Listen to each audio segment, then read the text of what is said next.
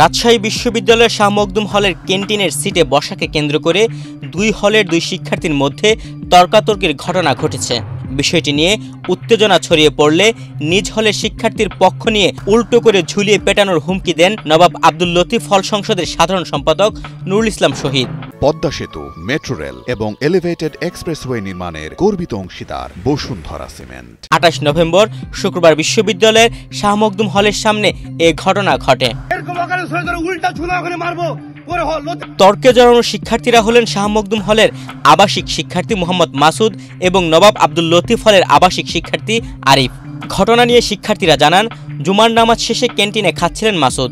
জায়গা না থাকায় আরিফ তার পাশে বসতে চাইলে মাসুদ অপেক্ষা করতে বলেন। কিছুক্ষণ অপেক্ষা করার পর তারা একই টেবিলে বসেন। এক পর্যায়ে আরিফ মাসুদের পরিচয় জানতে চাইলে তিনি বিরক্ত হয়ে ওঠেন এবং উভয়ের মধ্যে তর্ক শুরু হয়। পরবর্তীতে তারা একে অপরকে দোষারোপ করেন। ঘটনাটি জানাজানি হলে সেখানে উপস্থিত হন নবাব আব্দুল লতিফ হলের জিএস নুরুল ইসলাম শহীদ, যিনি শিবির সমর্থিত সম্মিলিত শিক্ষার্থী জোট প্যানেল থেকে নির্বাচিত। পরিস্থিতি উত্তপ্ত হয়ে উঠলে তিনি তর্কে জড়িয়ে পড়েন এবং মাসুদকে হুমকি দিতে থাকেন।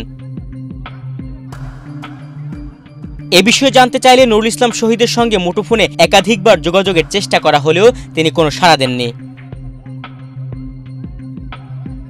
নিউজ ডেস্ক, বাংলাদেশ প্রতিদিন।